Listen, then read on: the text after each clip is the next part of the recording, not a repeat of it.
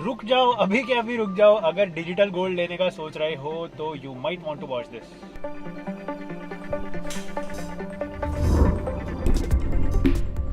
आई know, मैंने ही आपको लास्ट ईयर एक वीडियो बना के बताया था कि डिजिटल गोल्ड के खरीदने के बहुत सारे फायदे हैं over physical gold. But when it comes to identifying the best type of gold investment, तो वो डेफिनेटली डिजिटल गोल्ड नहीं है। अगर मैं फिजिकल गोल्ड को वर्स मानता हूँ तो डिजिटल गोल्ड को मैं सेकंड वर्स मान सकता हूँ। तो ये बहुत ही इंपॉर्टेंट वीडियो होने वाला है, क्योंकि मैं आपको बताऊंगा कि आप अपनी गोल्ड के इन्वेस्टमेंट के रिटर्न्स को डबल कैसे कर सकते हो। और मैं आपको वो सीक्रेट भी बताऊंगा जिसको कुछ लोग यूज करके गोल्ड की इन्वेस्टमेंट पर एक ही दिन में 5 से 10% का रिटर्न कमा रहे हैं। So welcome back to the channel. My name is money minded Mandeep.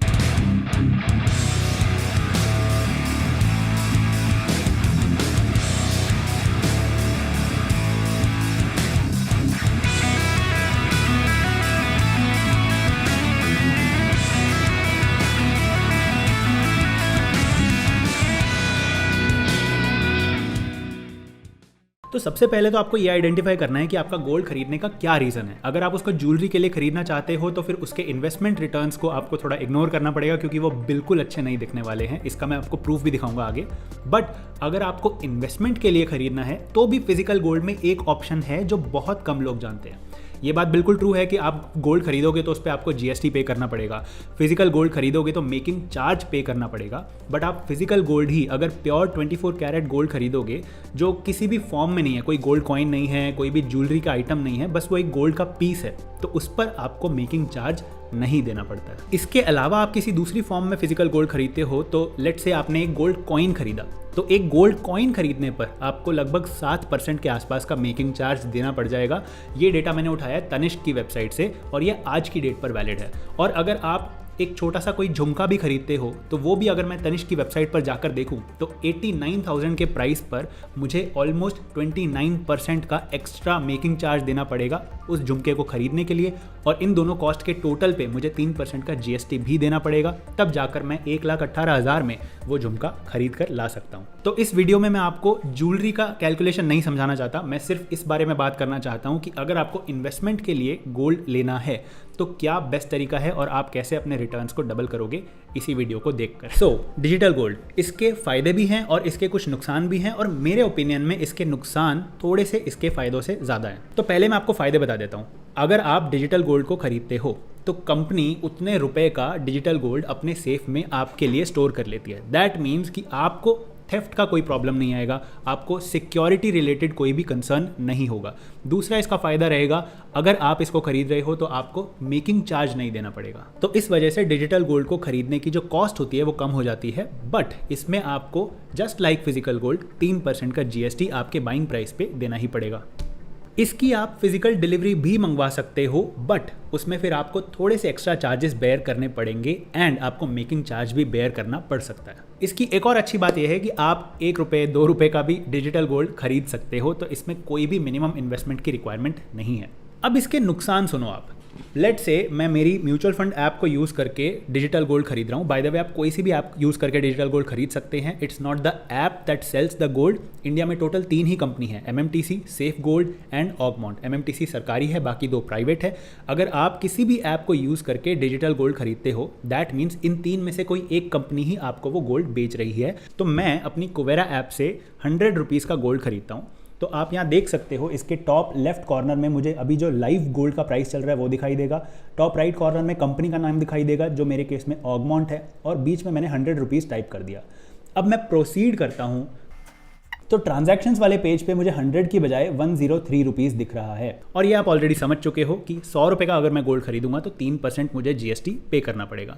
ठीक है, अब लेट से मेरे पास 100 रुपये का गोल्ड आ गया। अब मैं इसको सेल करना चाहता हूँ, तो 100 रुपये का गोल्ड जब मैं सेल करूंगा तो मुझे जो लाइव प्राइस चल रहा था 5,009 रुपये का, अब उस प्राइस पर सेल नहीं करने दिया जाएगा, उससे 3% नीचे मैं सेल कर सकता हूँ। ये आप देख सकते हो क्लियरली मेरे सेल रेट में। यहाँ पर मेरा जो 100 रुपीज़ का गोल्ड था उसकी वैल्यू ऑटोमेटिकली 97 हो चुकी है, और जो मेरा सेल रेट है वो है 4841 रुपीज़, जबकि मैंने खरीदा था 5009 में।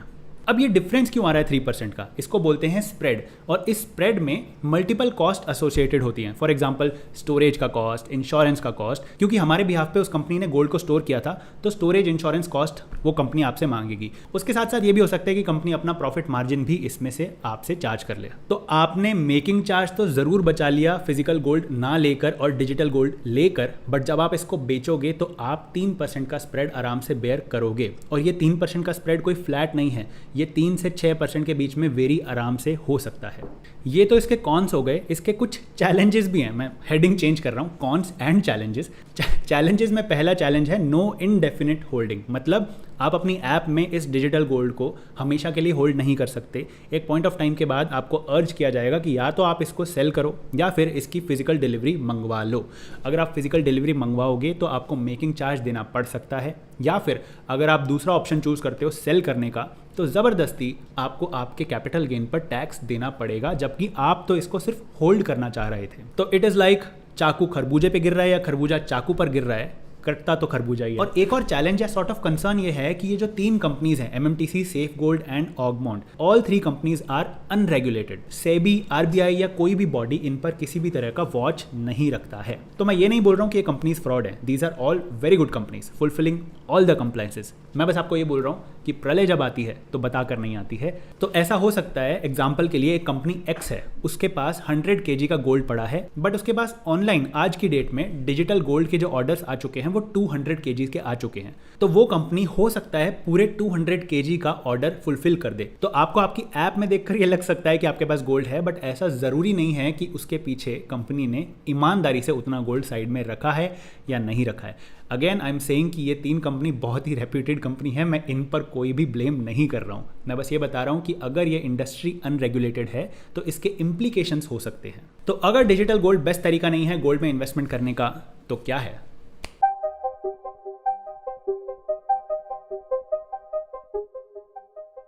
तो SGB यानी sovereign gold bond RBI issue करता है एक साल में मल्टीपल टाइम्स, और इनकी कुछ इशू डेट्स रहती हैं, उनके बीच में ही आपको इस पे अप्लाई करना होता है। इसकी खासियत ये है कि इसके पीछे गोल्ड होता ही नहीं है। This is not at all gold, it's just a piece of paper जिसको आप गोल्ड के प्राइस पर परचेज करते हैं और फ्यूचर में इसको गोल्ड के प्राइस पर ही रिडीम करते हैं। तो जितना रिटर्न गोल्ड बुलियन जनरेट करेगा उस पीरियड में, उतना ही रिटर्न ये पीस ऑफ पेपर भी आपको जनरेट करके दे देगा। अब आप बोलोगे कि तू पागल है क्या, गोल्ड की कुछ तो वैल्यू होती है, पेपर को कौन मानेगा? अब भाई पेपर अगर सरकार इशू कर रही है तो पूरी दुनिया मानेगी, और इसमें डिफॉल्ट का रिस्क भी ना के बराबर है। जब तक कि इंडिया की जिम्बाब्वे जैसी सिचुएशन नहीं हो जाती तब तक हम कह सकते हैं कि दिस इज 100% सिक्योर।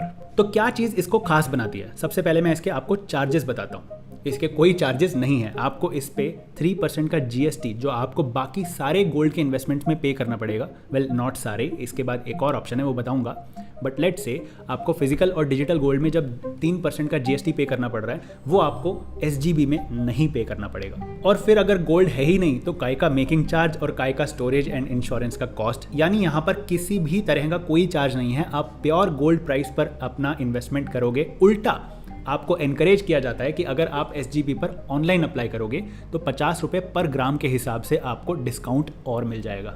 इसके फायदे क्या हैं? सबसे पहला फायदा और सबसे बड़ा फायदा जो इसको यूनिक बनाता है वो है कैपिटल गेन टैक्स इस पर नहीं लगता है। आप जितना भी प्रॉफिट SGB में इन्वेस्टमेंट करके कमाओगे that is completely tax free.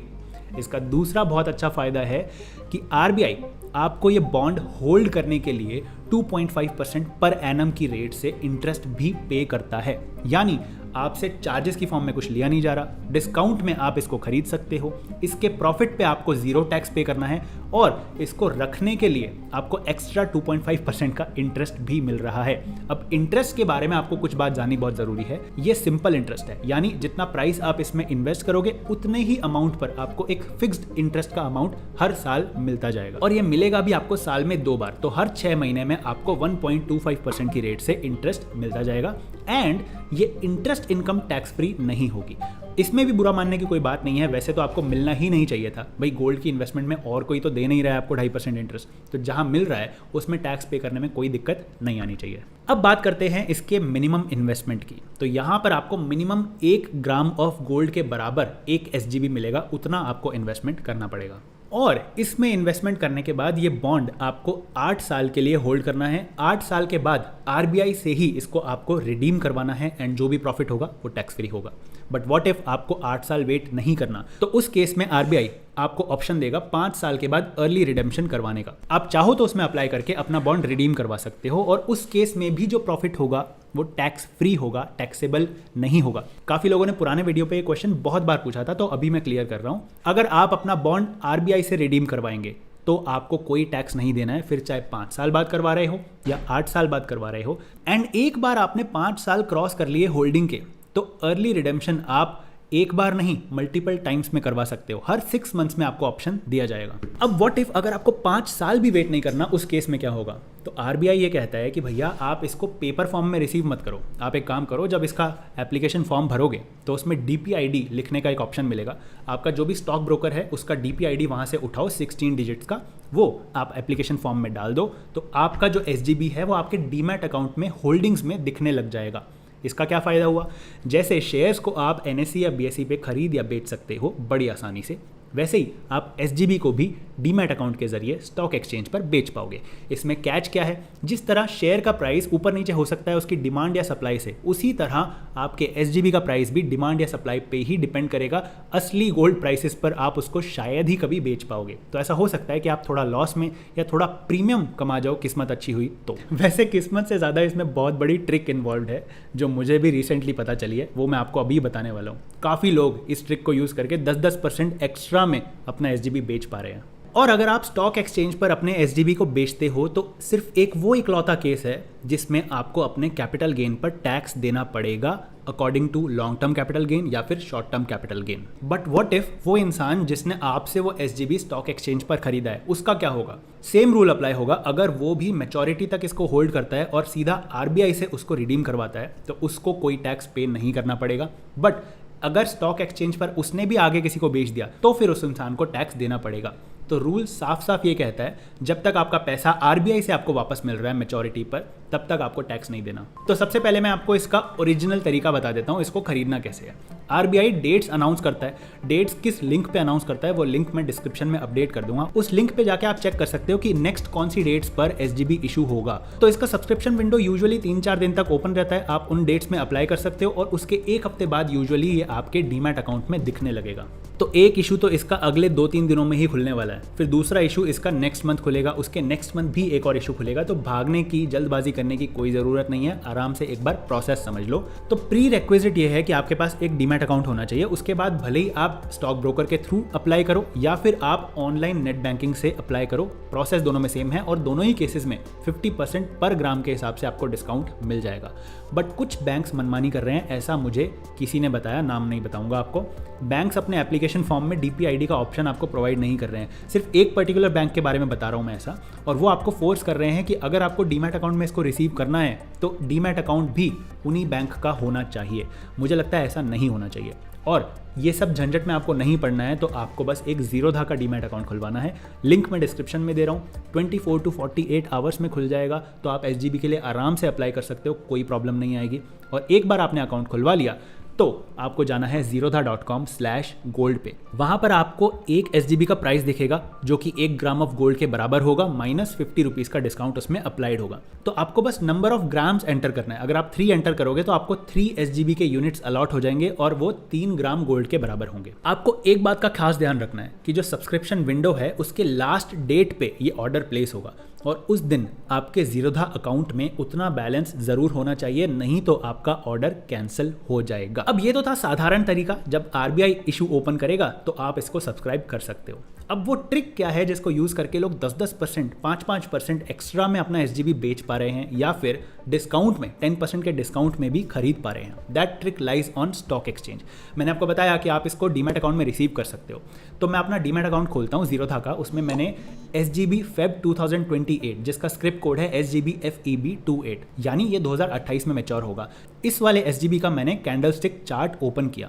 इसमें मैं क्या देख पा रहा हूँ कि इसका जो लास्ट ट्रेडेड प्राइस है वो 5244 रुपीज़ है। और अगर आप नहीं जानते हो तो मैं बता दूं कि एसजीबी का जो रीसेंट इशू निकला है अभी वो 4792 रुपीज़ पर निकला है। और जो इशू अब स्टार्ट होने वाला है वो भी इतना महंगा नहीं स्टार्ट होगा। तो आपके मन में एक क्वेश्चन आना चाहिए कि यार इतना महंगा जिसने भी बेचा है उसकी तो किस्मत चमक गई, और जिसने खरीदा है बेचारा वो पछता रहा होगा। उससे भी ज़्यादा बड़ा क्वेश्चन ये है कि उसकी क्या मति मारी गई थी कि उसने 5244 में ये बॉन्ड खरीद लिया। उस बेचारे की कोई मति नहीं मारी गई थी, उसने बस एक चीज़ का ध्यान नहीं रखा। मैंने आपको लास्ट ईयर एक वीडियो बना के काइट ऐप का ट्यूटोरियल समझाया था कि कैसे आप जीरोधा का अकाउंट यूज़ करके स्टॉक्स को खरीद सकते हो, बेच सकते हो। उसमें मैंने आपको टाइप्स ऑफ ऑर्डर बताए थे। एक ऑर्डर होता है लिमिट ऑर्डर, दूसरा ऑर्डर होता है मार्केट ऑर्डर। लिमिट ऑर्डर का मतलब मैं स्टॉक एक्सचेंज को मेरा प्राइस बता रहा हूँ कि अगर ये SGB 5244 रुपीज़ पर आएगा तो मैं इसको बेचना चाहूँगा, नहीं तो मैं इसको नहीं बेचना चाहता। और मार्केट ऑर्डर अगर मैं लगाऊंगा बाइंग का, तो मैं स्टॉक एक्सचेंज को ये सिग्नल दे रहा हूँ कि प्राइस डजेंट मैटर, मुझे आज इसी डेट पर SGB खरीदना ही है, जो भी प्राइस मिले उस पर मेरा ऑर्डर प्लेस कर देना प्लीज़। अब इसमें स्टॉक एक्सचेंज का रोल क्या है, वो बस ये दो ऑर्डर्स को मैच करता है। और इसका उल्टा भी एकदम ट्रू है। अगर मैंने लिमिट ऑर्डर लगाया है खरीदने का, लेट से अभी SGB चल रहा है 5000 रुपये पे, और मैंने इसका लिमिट ऑर्डर लगा दिया 4600 का, तो मैं स्टॉक एक्सचेंज को ये बोल रहा हूँ कि 4600 है तो ही खरीदना।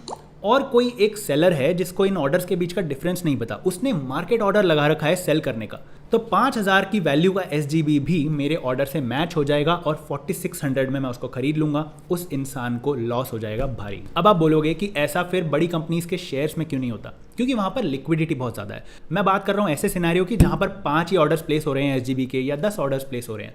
उस केस में क्योंकि number of buyers and number of sellers बहुत ही कम है, तो चांसेस बहुत बढ़ जाते हैं कि ऐसी आर्बिट्राज अपॉर्चुनिटीज़ लोग ग्रैब कर लें। मैं आपको ये एनकरेज नहीं कर रहा हूँ कि किसी को बेवकूफ़ बना के आप 10% डिस्काउंट में SGB खरीदें। मैं आपको बस ये बात बताना चाहता हूँ कि अगर आप इसको बेचना चाहते हैं या खरीदना चाहते हैं, प्लीज़ कभी भी इसका मार्केट ऑर्डर मत लगाना। हमेशा आप ऑर्डर बुक देखो, यानी मार्केट डेप्थ एनालाइज करो, और एक ऐसे अमाउंट पे ऑर्डर लगाओ जो रियल गोल्ड प्राइसेस के बहुत ही ज़्यादा पास है, और वो ऑर्डर हमेशा लिमिट ऑर्डर होना चाहिए, ताकि आप 5-10% डिस्काउंट में ना बेच दे गलती से, या फिर 5-10% प्रीमियम दे के ना खरीद लें अननोइंगली। तो ये तो हो गया SGB, बट इसके अलावा भी 2 तरीके हैं गोल्ड में इन्वेस्टमेंट करने के जो बहुत ही कम लोग जानते हैं।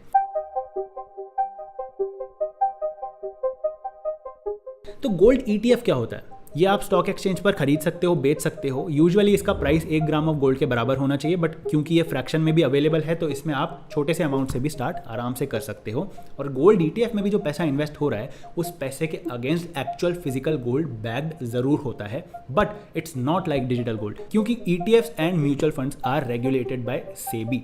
तो इस बात का कॉन्फिडेंस लेवल बहुत बढ़ जाता है कि उस अमाउंट का इक्विवेलेंट गोल्ड पीछे जरूर रखा होगा। तो ऑल इन ऑल ETF भी गोल्ड के रिटर्न्स को ही ट्रैक करेगा। इसमें कोई लॉक इन जैसा झंझट नहीं है, तो उस वे में ये काफ़ी फ्लेक्सिबल ज़रूर है। इसको आप स्टॉक एक्सचेंज पर खरीद बेच भी सकते हो, बट लिक्विडिटी की कमी हो सकती है आपको। और SGB की तरह इसमें भी आपको कोई भी 3% का GST या कोई भी बाकी तरह के चार्जेस नहीं देने हैं। हाउएवर, यहाँ पर जिस AMC का वो ETF होगा, वो AMC आपसे एक सर्टेन एक्सपेंस रेशो ज़रूर चार्ज करेगी, जो पहले बहुत ज़्यादा हुए करते थे, बट आज की डेट में expense ratio is as low as 0.1%। तो यहाँ पर थोड़ी सी अच्छी बात है। एंड सिमिलरली लास्ट तरीका है गोल्ड में इन्वेस्टमेंट करने का, गोल्ड म्यूचुअल फंड।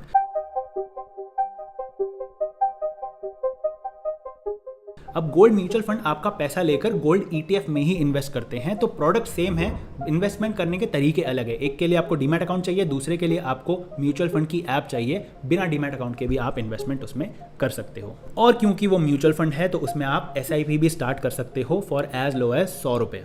बट यहाँ पर 2 टाइप की हिडन कॉस्ट है। एक तो कॉस्ट मैंने आपको बताई, 0.1% का एक्सपेंस रेशो आपको बेयर करना पड़ेगा, जो कि ज़्यादा बड़ी डील नहीं है। दूसरी हिडन कॉस्ट नहीं है, बट इसका कैच है। एक म्यूचुअल फंड हमेशा कुछ अमाउंट कैश में होल्ड करके रखता है। तो लेट्स से 100 करोड़ का म्यूचुअल फंड का AUM है, तो उसमें से हो सकता है वो म्यूचुअल फंड 2.5%, 5% या 10% कैश होल्ड कर ले। इस पे सेबी के कुछ रूल्स भी हैं कि कितना कैश उनको होल्ड करना मैंडेटरी है और कितने कैश से वो ज़्यादा होल्ड नहीं कर सकते। और ये पता लगाने के लिए कि गोल्ड के म्यूचुअल फंड में कितना % AUM कैश में होल्ड कर रखा है उन्होंने, तो उसके लिए मैंने एक्सिस म्यूचुअल फंड को देखा, उसमें 2.5% का वो कैश होल्ड करते हैं। इसका मतलब ये हुआ कि अगर आप 1 लाख रुपए उस गोल्ड म्यूचुअल फंड में इन्वेस्टमेंट करोगे तो उसका 2.5% हिस्सा इन्वेस्ट ही नहीं होगा।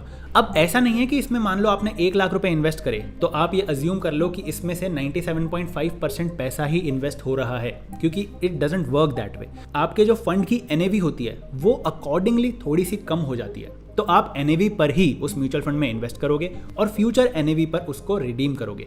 जो एक्सपेंस रेशो एंड जो कैश वाला पंगा है वो NAV में ऑटोमेटिकली एडजस्ट हो जाता है। तो मैंने एक एक्सेल शीट बनाई है रिटर्न्स को कंपेयर करने के लिए। इसमें अजम्पशन ये लिया है कि आपने एक स्पेसिफिक अमाउंट 6 टाइप के गोल्ड इन्वेस्टमेंट में डाला है 20 जुलाई 2016 को। उस टाइम पे एक SGB का इशू चल रहा था, मैंने उसका एग्जैक्ट प्राइस लिया है और फिर अजम्पशन ये लिया है कि 26 मई 2021 को आपने ये इन्वेस्टमेंट रिडीम किया होगा और इसका जो रिडेम्पशन प्राइस है SGB का वो भी मैंने RBI की गाइडलाइन के अकॉर्डिंग ही कैलकुलेट करा है। म्यूचुअल फंड का इन्वेस्टमेंट मैंने जो 20 जुलाई 2016 की NAV है और जो 26 मई 2021 की NAV है उसके अकॉर्डिंग किया है। और जो गोल्ड है physical gold and digital gold, उसका इन्वेस्टमेंट मैंने जो गोल्ड बुलियन का प्राइस है as per Indian Bullion and Jewellers Association उसके हिसाब से कैलकुलेट करके उसमें इन्वेस्टमेंट किया है।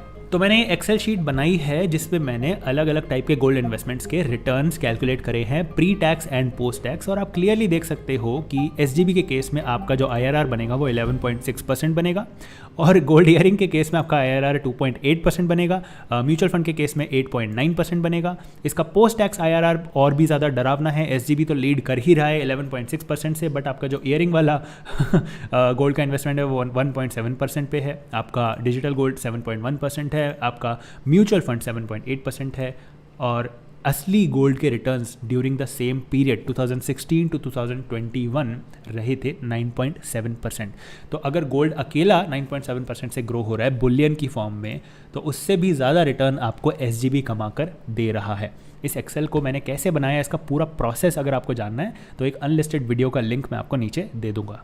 अब इसमें ये आर्ग्यूमेंट्स रखे जा सकते हैं कि मान लो गोल्ड प्राइसेस बहुत ज़्यादा क्रैश कर गए हैं और कोई SGB का इशू नहीं मिल रहा है आपको, या फिर डीमैट अकाउंट में बहुत बार ऑर्डर्स प्लेस करने के बाद भी नहीं मिल रहा है, तो क्या किया जाए, ऐसी अपॉर्चुनिटी का फायदा कैसे उठाया जाए। उस केस में आई थिंक मैं ETF या म्यूचुअल फंड लूंगा, जो भी सेकंड बेस्ट ऑल्टरनेटिव है, मैं उस पर शिफ्ट हो जाऊंगा। हाँ, एक पॉइंट आपको हमेशा याद रखना है when it comes to conversion to physical gold, तो SGB में क्योंकि गोल्ड है ही नहीं तो फिजिकल गोल्ड में कन्वर्जन नहीं होगा। डिजिटल गोल्ड में ये पॉसिबल है, आपको कुछ चार्जेस पे करने हैं, हो सकता है मेकिंग चार्जेस पे करना पड़े, बट पॉसिबल है। बट गोल्ड ETF और गोल्ड म्यूचुअल फंड में ऐसा पॉसिबल नहीं है। ETF में ज़रूर पॉसिबल है, बट उसके लिए आपको मिनिमम 1 किलो का गोल्ड होल्ड करना पड़ेगा और उसकी वैल्यू लाखों में जाती है।